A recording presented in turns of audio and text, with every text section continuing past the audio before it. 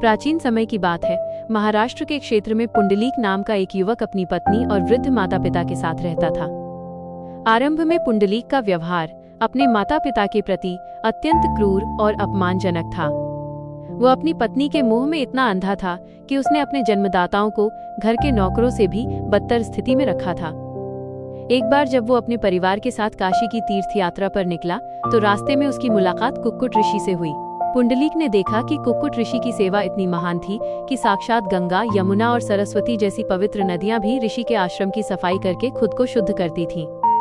ऋषि से पुंडलीक को ये ज्ञान मिला कि माता पिता की सेवा ही दुनिया का सबसे बड़ा तीर्थ है और उनके आशीर्वाद के बिना ईश्वर की प्राप्ति असंभव है। पुंडलीक का हृदय पश्चाताप से भर गया। उसने अपनी यात्रा बीच में ही रोक दी और माता पिता को लेकर वापस घर आ गया। उसने अपना पूरा जीवन उनकी सुख सुविधाओं के लिए समर्पित कर दिया। उसकी सेवा की गूंज वैकुंठ तक पहुंची।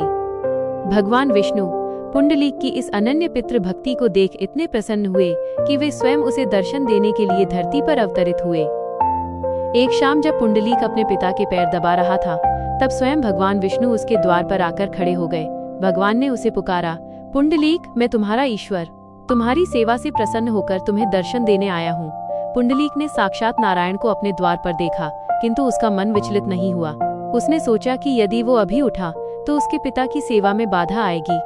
पुंडलीक ने पास में पड़ी एक ईंट भगवान की ओर सरका दी और बड़े ही विनम्र भाव से कहा, हे प्रभु, आप मेरे द्वार पर आए, यह मेरा परम सौभाग्य है, किंतु इस समय मैं अपने पिता की सेवा में संलग्न हूँ।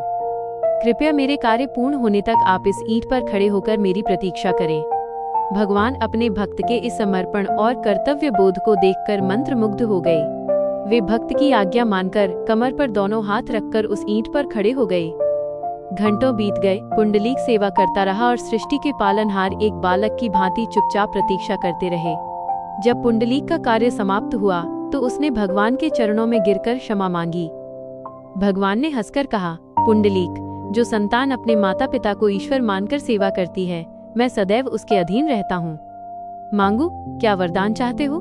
पुंडलीक ने हाथ जोड़कर प्रार्थना की, प्रभु, आप भक्तों के उद्धार के लिए इसी रूप में सदैव के लिए यहाँ निवास करें।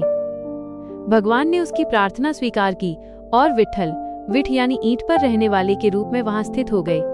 आज महाराष्ट्र का पंढरपुर धाम इसी महान भक्त की याद दिलाता है, जहां भगवान आज भी ईंट पर खड़े होकर अपने भक्तों की प्रतीक्षा कर रहे हैं।